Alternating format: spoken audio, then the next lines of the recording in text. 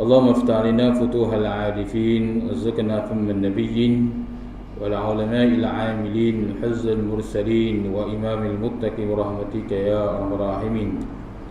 Alhamdulillah, syukur kita kepada Allah Subhanahu Wa Taala kerana pada malam ini kita dipertemukan lagi oleh Allah Subhanahu Wa Taala dalam semua bentuk amal soleh yang kita kerjakan.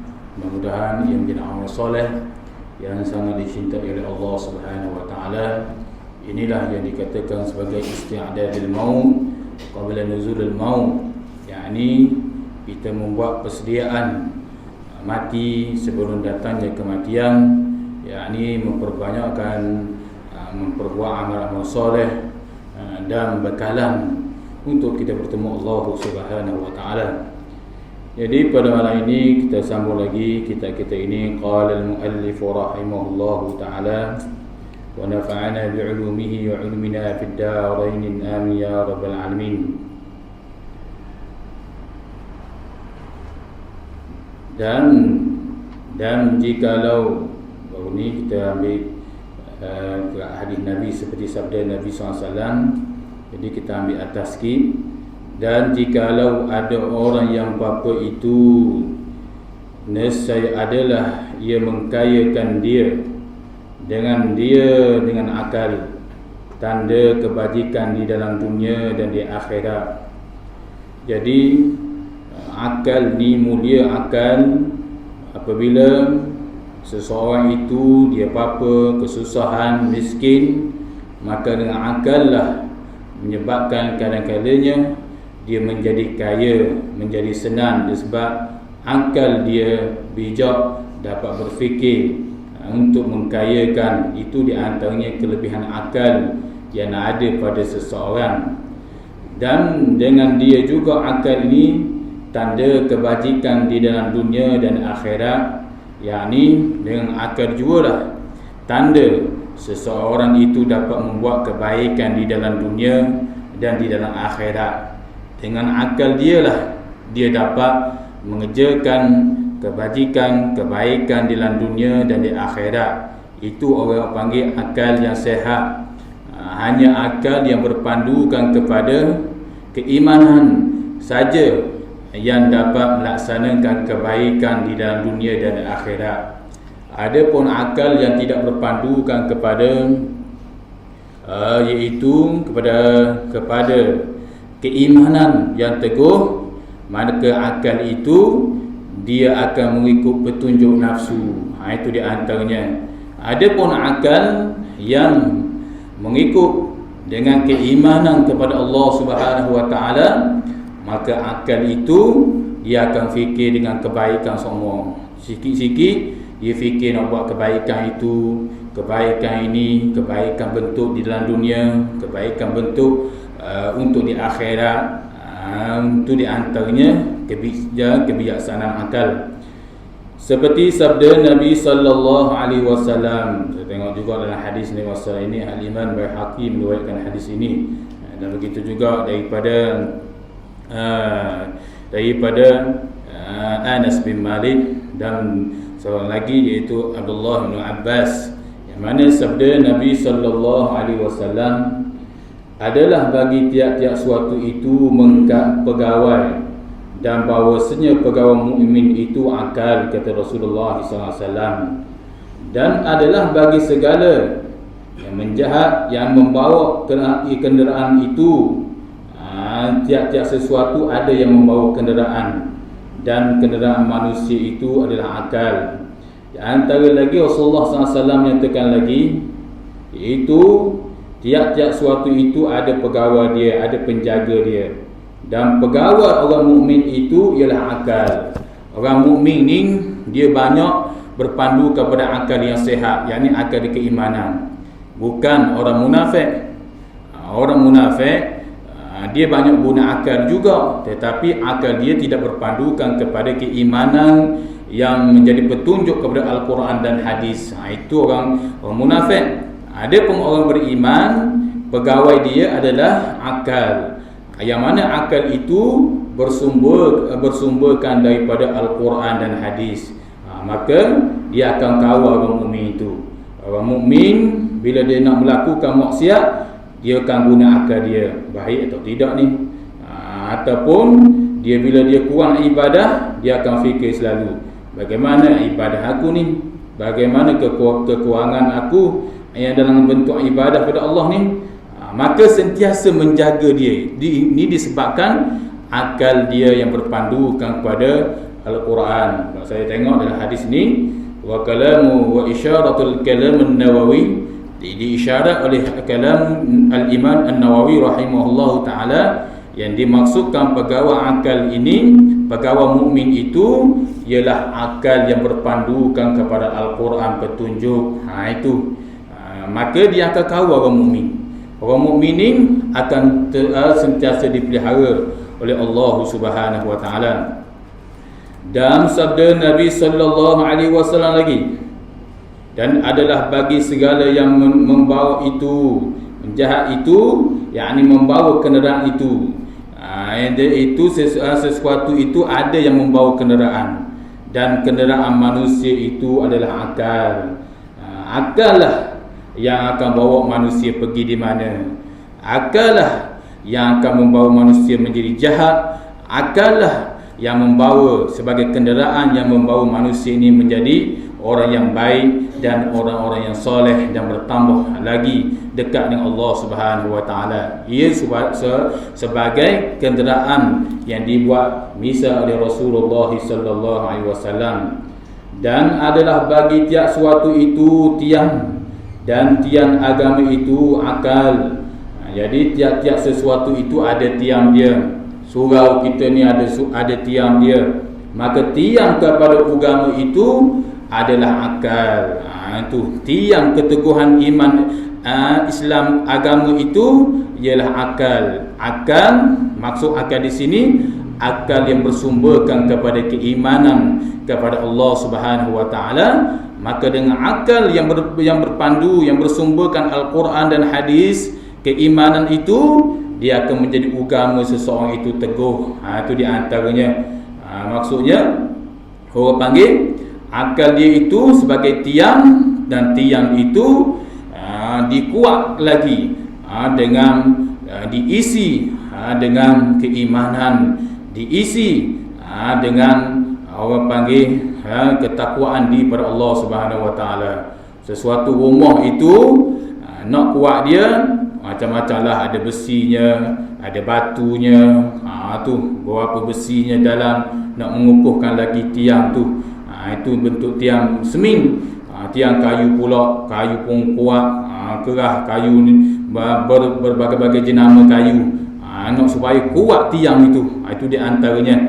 Jadi begitulah, tiang kepada agama itu akal, yakni akal yang berpandukan kepada Al-Quran dan hadis. Maka orang yang mempunyai akal, dia menjadikan akal ini bersumber kepada Al-Quran dan hadis, sentiasa dia rujukkan kepada Al-Quran dan hadis para ulama. Maka ketika itulah agama dia jadi kuat. Itu di antaranya sebab tiang pada agama itu adalah akal. Dan sabda Nabi SAW lagi, dan adalah bagi tiap-tiap kaum itu suatu yang menolong dia, dan yang menolong manusia itu akal. Kata Rasulullah SAW lagi, sambungan hadis Nabi SAW lagi, bagi tiap-tiap kaum itu ada orang tolong dia. Sesuatu kaum, sesuatu kumpulan, kuat kumpulan itu ada orang tolong dia. Maka dengan dapat kekuatan kaum itu, kumpulan itu, disebabkan ada yang menolong dia, ada sesuatu yang menolong dia. Itu di antaranya. Dan yang menolong manusia itu, seseorang manusia itu akal. Ini akal yang menjaga manusia. Dia menolong manusia. Manusia sentiasa menggunakan akal. Itu di antara pentingnya akal. Nak hadis ni nak cerita bahawasanya pentingnya akal, sehingga Rasulullah SAW membuat misal, membuat perumpamaan begitu banyak dalam hadis Nabi SAW ini. Dan adalah bagi tiap-tiap kaum itu yang memeliharakan dia, dan yang memelihara akan segala abid itu akal. Jadi tiap-tiap kaum itu ada yang memelihara dia. Ada orang yang memelihara dia. Sesuatu kumpulan itu ada orang jaga. Maka kumpulan itu kuat.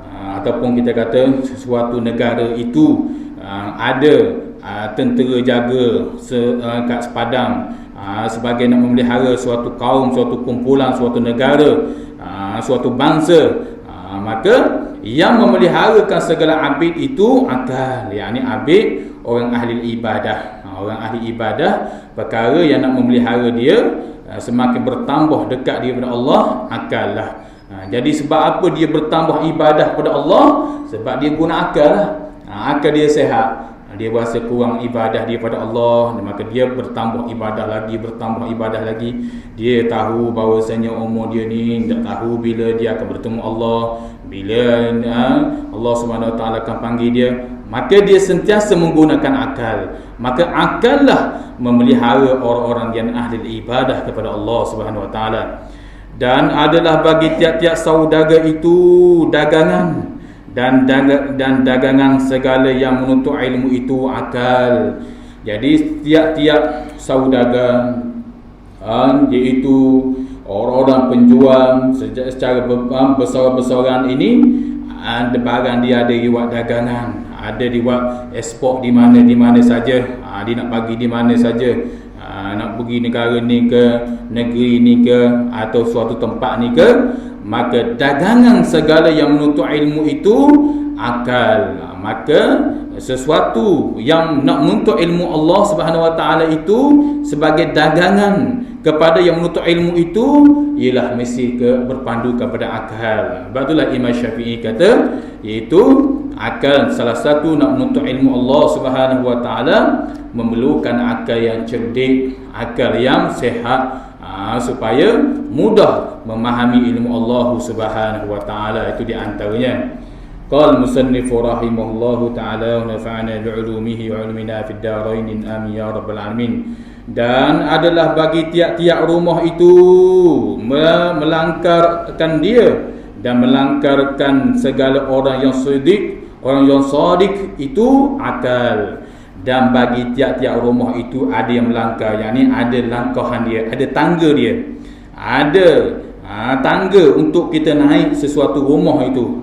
Tu sesuatu rumah ataupun di surau ni, dia ada tangga dia nak naik tu. Maka yang untuk tangga kepada segala orang yang siddiq, orang yang benar itu akal. Tangga kepada kejayaan orang yang siddiq itu, orang panggil siddiqin itu, orang yang benar itu, ialah akal. Sebab akal dia sihatlah, menyebabkan dia jadi orang yang ahli siddiq, orang ahli kebenaran, orang panggil orang yang benar.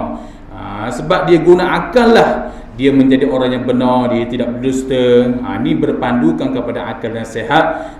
Maka menyebab akal dialah sebagai tangga kepada kejayaan dia menjadi orang yang siddiq, orang yang benar itu, kerana akal dia yang membawa dia tu. Akal yang sihat itu di antaranya.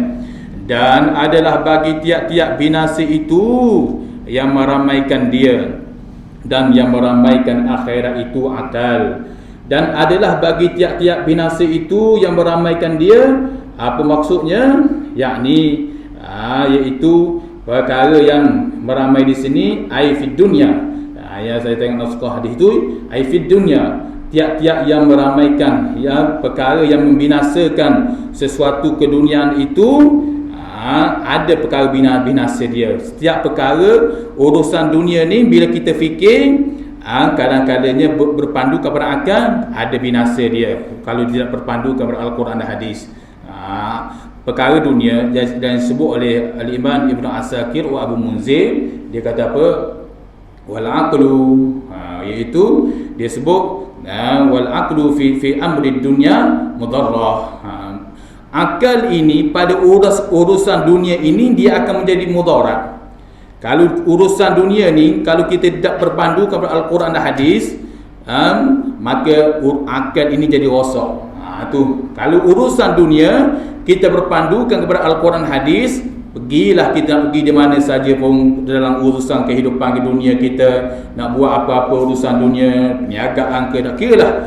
Tapi berpandu kepada Al-Quran hadis agama, maka dia akan selamat. Tapi bila kita fikir tentang akal ni, dia akan rosak. Itu masuk meramaikan. Dan yang meramaikan akhirat itu akal. Yakni bila iaitu perkara yang akal pula bila dia fikir pada urusan akhirat, maka itu menunjukkan akal dia panjang. Itu maksudnya meramai di sini.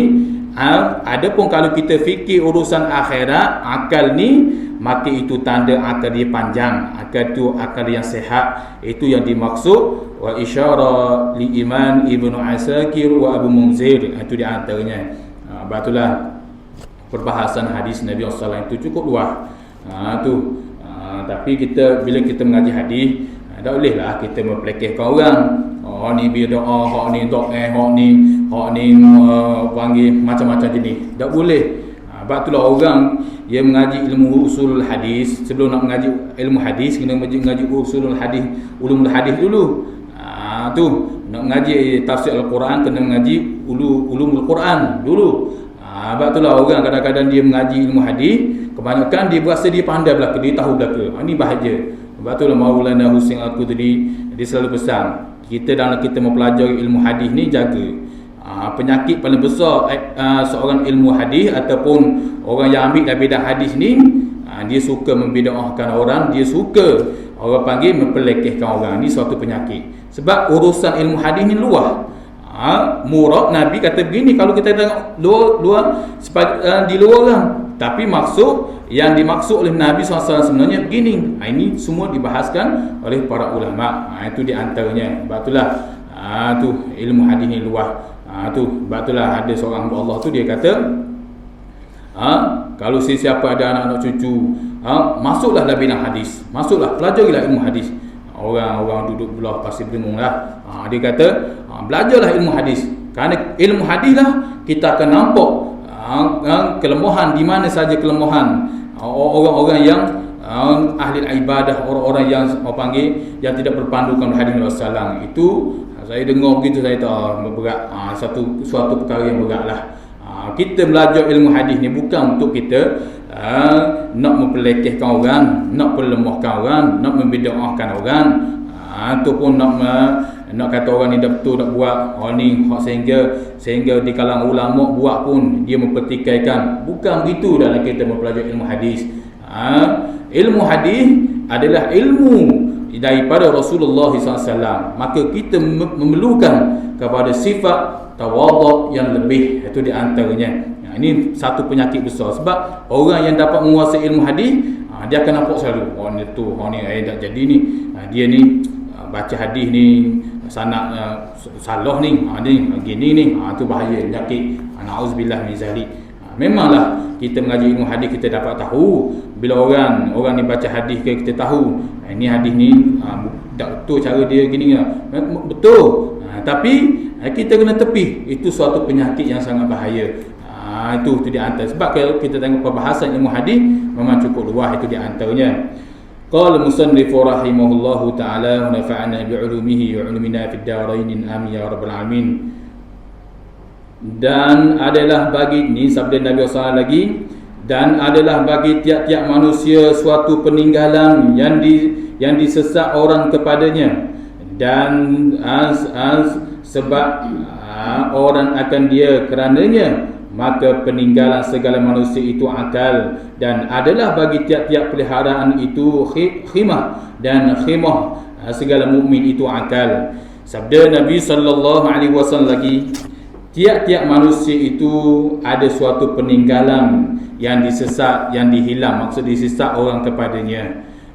Tiap-tiap manusia itu ada peninggalan. Hak dia tinggal tu ada barang sesat, ada barang dia jumpa, tu di antaranya barang peninggalan manusia tu. Dan sesat orang dan sesat orang akan dia kerananya. Jadi orang sesat ni disebabkan peninggalan manusia lah. Peninggalan manusia kadang-kadang menyebabkan orang jadi sesat. Maksudnya waris lil mal. Dalam syarah Imam Nawawi ni sesuatu waris tu dia tinggal harta, kadang-kadang menyebabkan jadi sesat. Maksudnya menyebabkan berlaku perbalahan, hak ni kata harta aku, hak ni kata ini ayah ni wasiat dah, hak ni kata begini. Menyebabkan sesuatu harta itu jadi sesat. Itu di antaranya. Dan maka peninggalan segala manusia itu akal. Maka peninggalan segala manusia itu hakikatnya ialah berpandu kepada akal. Peninggal manusia itu ialah akal. Akal lah dia akan dapat fikir. Suatu peninggalan itu adalah suatu sesat, maka manusia yang menggunakan akal dia akan sehat. Buat apa aku nak balah tentang peninggalan harta pusaka, ayah aku tu aku tinggal ni, perbahagian harta pusaka ni, maka akal lah dia akan fikir. Aku dapat harta dengan cara mudah tanpa penat lelah. Ini harta pusaka yang ditinggal oleh orang dulu sebagai harta yang sesat, dijumpai ataupun diwarisi, diperbahagikan mengikut ilmu faraid. Maka akal lah dia akan fikir. Peninggalan manusia yang sebenarnya ialah akal. Akal lah akan memikir. Iaitu bila akal itu berpandu kepada Al-Quran dan hadis, dia akan fikir, tak baik harta pusaka waris ibu bapa mati dan sebagainya, buat pergaduhan, berbalahan, anak-anak bermacam-macam lagi. Ini di antaranya. Akal yang sehat tidak akan buat begitu. Hanya akal yang kurang saja akan buat perkara-perkara begitu. Akal yang bodoh lah. Itu di antaranya. Kurang tu dia maksudnya bodoh, itu di antaranya. Dan adalah bagi tiap-tiap peliharaan itu khemah, dan khemah segala mukmin itulah akal. Dan adalah tiap-tiap peliharaan itu, yakni tiap-tiap binatang hak peliharaan itu, kita pelihara kucing ke, pelihara ayam ke, peliharaan lembu ke, tak kira lah apa bentuk binatang kita pelihara tu, ada khemah, ada sarang dia, ada group dia, ada panggil bangsa dia tu. Itu di antaranya tiap-tiap barang peliharaan tu.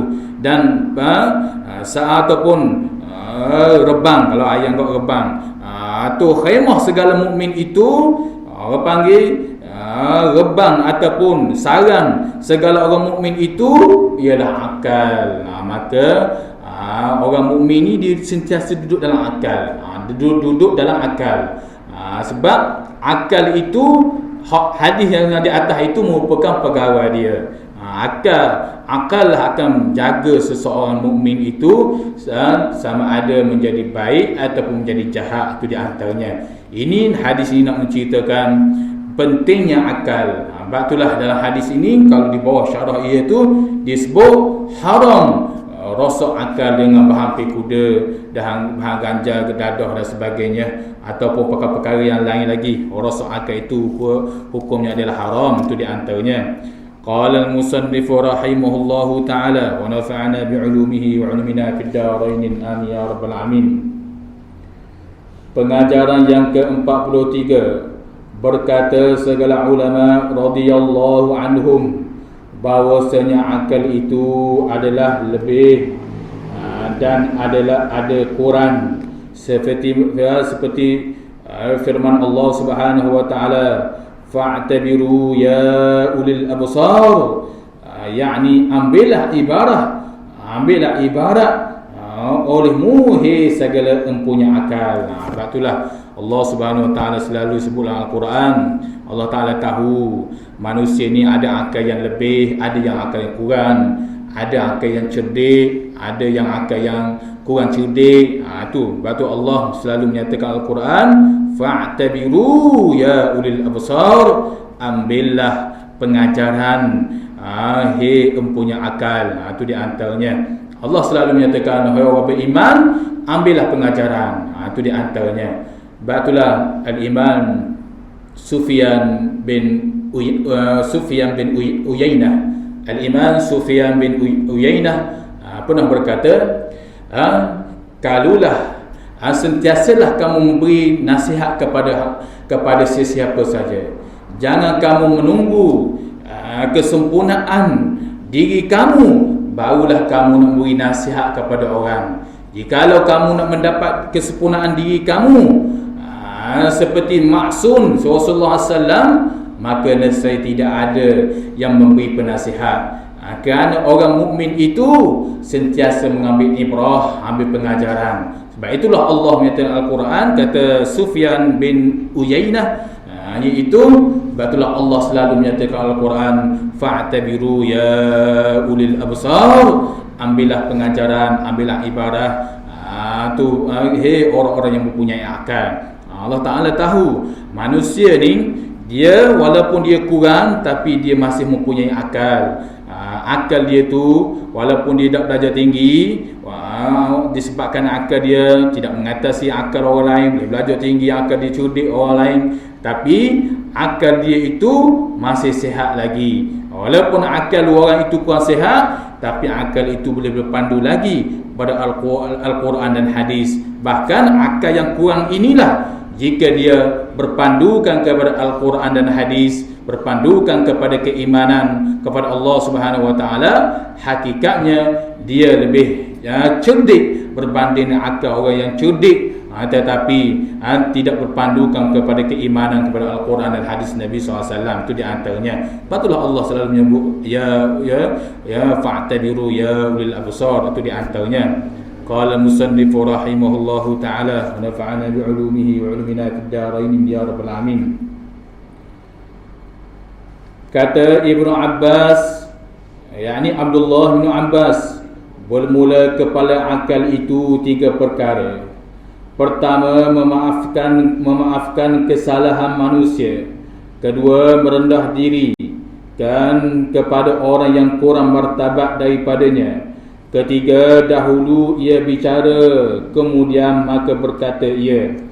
Setengah daripada kepala akal. Kepala akal di sini yang dimaksud oleh Abdullah bin Abbas iaitu ibu. Ibu kepada akal itu, kepada akal itu ada 3 perkara. Salah satu di antaranya 3 perkara lah, banyak lagi. Di antara disebut oleh Abdullah bin Abbas kepala akal ni. Pertama, memaafkan kesalahan manusia. Itu memaafkan kesalahan manusia. Sentiasa kita memaafkan kesalahan manusia, walaupun manusia buat jahat pada kita bermacam-macam jenis, fitnah ke apa lagi, bentuk bermacam-macam lagi. Maka kepala orang yang berakal, kepala berakal itu dia sentiasa maaf. Biar ke dia lah, hanya Allah Subhanahu wa taala saja. Tu sebab kaum-kaum terdahulu yang mana mereka membuat zalim, maka hakikatnya mereka akan kembali kepada kubur juga. Orang yang baik akan mati, orang yang jahat juga akan mati. Maka di situlah akan dibicarakan samaan mereka akan diletakkan dalam neraka, dan orang-orang yang bertuah dan yang baik itu akan dimasukkan ke syurga Allah Subhanahu wa taala. Jadi sebab itulah kepala akal ini memaafkan kesalahan orang. Ini barang orang panggil suatu barang yang payah. Tapi kalau kita boleh buat, maka itulah kita dapat menguasai kepala akal. Orang panggil orang yang cerdik. Itu di antaranya.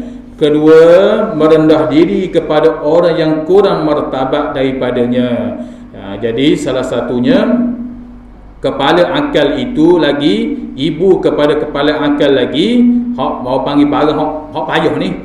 Barang hok panggil siapa yang buat maka dia hebat. Sebut sehingga disebut oleh Al-Imam Imam Ghazali menyatakan apa yang disebut oleh Abdullah bin Abbas berkaitan hak ini, siapa yang buat ketiga perkara ini, maka ini luar biasa yang berlaku pada dia. Tidak akan berlaku sesuatu luar biasa kepada seseorang. Kata seperti mana disebut oleh Al-Imam As-Surqi rahimahullahu ta'ala. Begitu juga Al-Imam Ibnu Asakir dalam memperbahaskan perkataan Abdullah bin Abbas ini.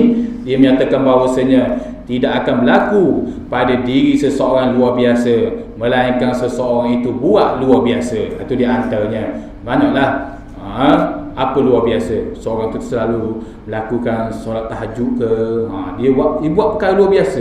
Yang mana orang manusia payah nak buat. Ada orang manusia boleh buat, tapi kebanyakan manusia jarang boleh buat. Dia boleh buat, misal kata sentiasa bangun tahajud, misal kata dia boleh buat begitu, perkara luar biasa. Maka perkara luar biasa itulah akan berlaku pada dia. Sesiapa yang nak perkara luar biasa itu, maka hendaklah dia buat perkara luar biasa. Itu di antara disebut oleh para ulama-ulama yang mu'tabar. Ini salah satunya 3 kepala akal ini, iaitu hak perkara luar biasa belaka. Yang kedua, daripada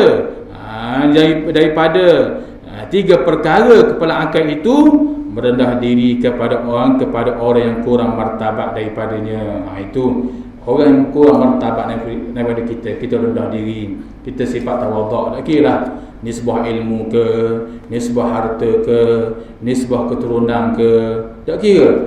Kita hebat ilmu, kita kena rendah diri kepada orang yang kurang ilmu. Kita hebat dalam bidang harta, maka kita kena rendah diri kepada orang yang kurang harta daripada kita. Kita hebat keturunan kita, maka kita kena rendah diri kepada orang yang kurang keturunan yang daripada kita ni. Ataupun kita comel, kita handsome, kita rendah diri kepada orang yang kurang handsome daripada kita.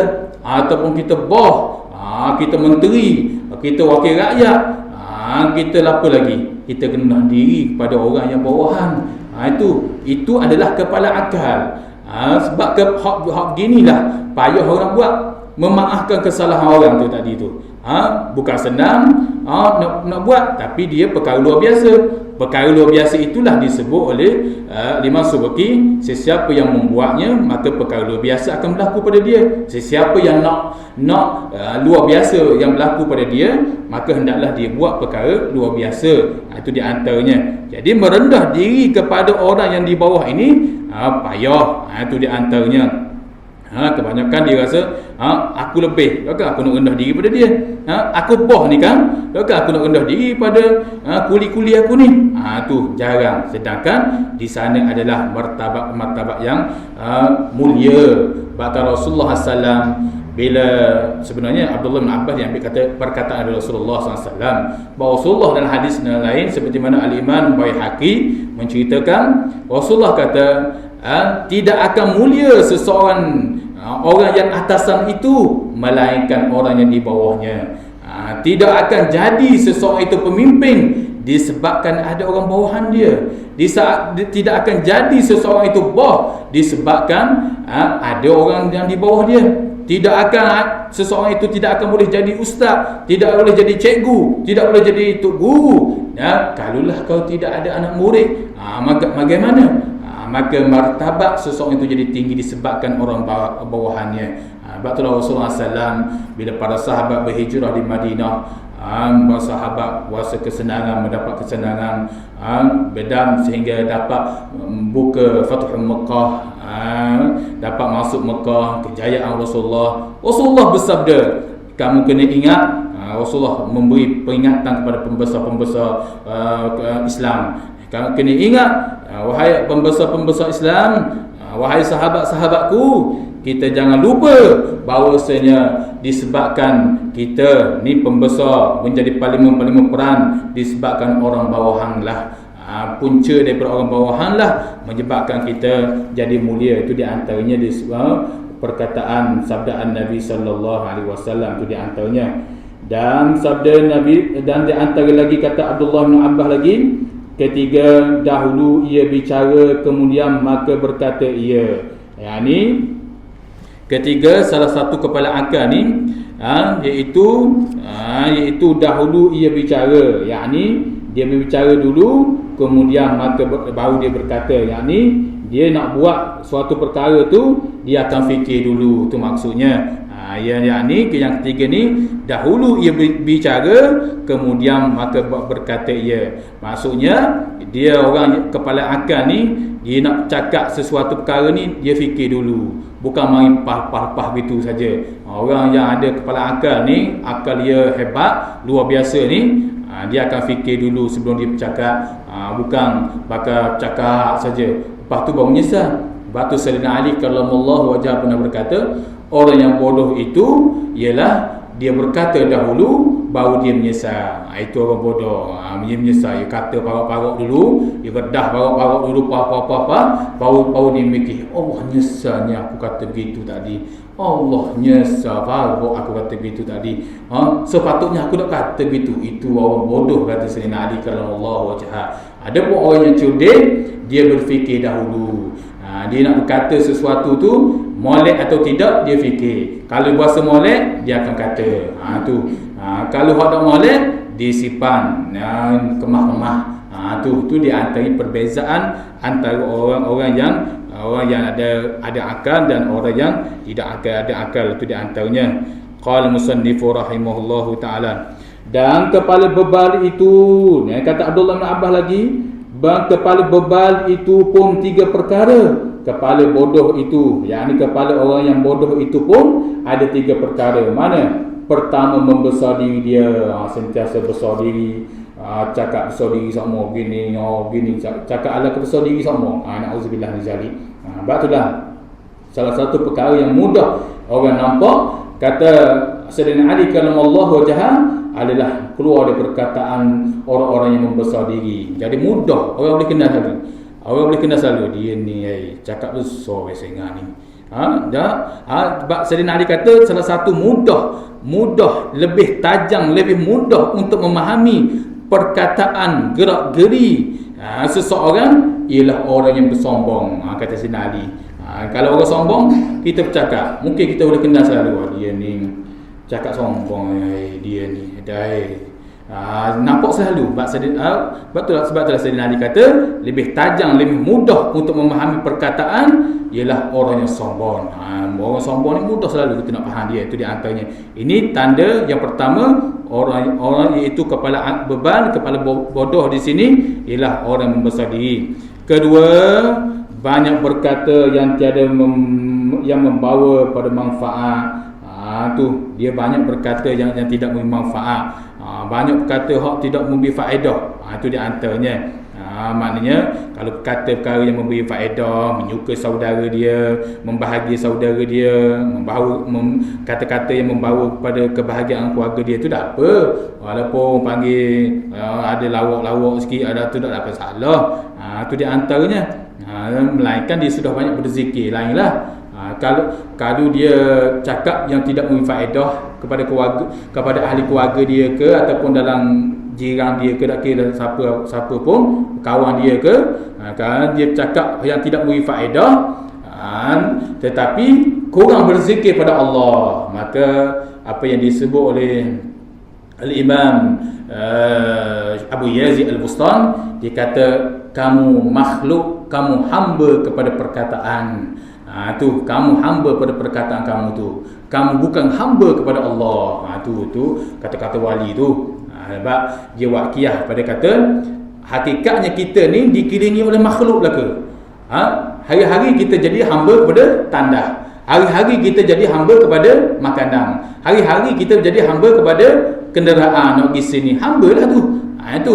Tetapi walau bagaimanapun, kalau kita banyak berzikir pada Allah, sentiasa buat ibadah pada Allah, walaupun kita selalu pergi tandas, walaupun kita selalu pergi makan, walaupun selalu naik kenderaan, walaupun selalu pergi di mana saja bentuk menuju kepada makhluk, hakikatnya kita bukan hamba kepada makhluk, kita tetap hamba kepada Allah sebab kita banyak menyebut Allah. Itu di antaranya. Maka sama juga dengan ni, iaitu kalau kita banyak berzikir pada Allah, tapi kita kata juga kadang-kadang tidak beri manfaat, tapi mubah yang harus menyukai saudara, maka kita tidak jatuh pada hamba pada perkataan. Itu tinggi perkataan wali-waliullah, iaitu Abu Yazid Al-Bustan. Itu di antaranya.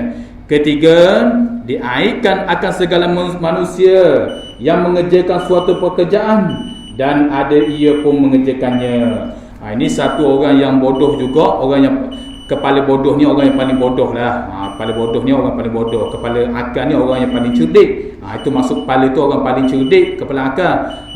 Kepala beban ni kepala orang panggil orang yang paling bodoh. Yang ketiga, diaitkan akan segala manusia yang mengerjakan suatu pekerjaan, adapun ia pun mengerjakannya. Maksudnya orang buat jahat, orang buat maksiat, dia duk cerita dah, dia ni buat kejahatan, buat maksiat begini, dia buat aib orang.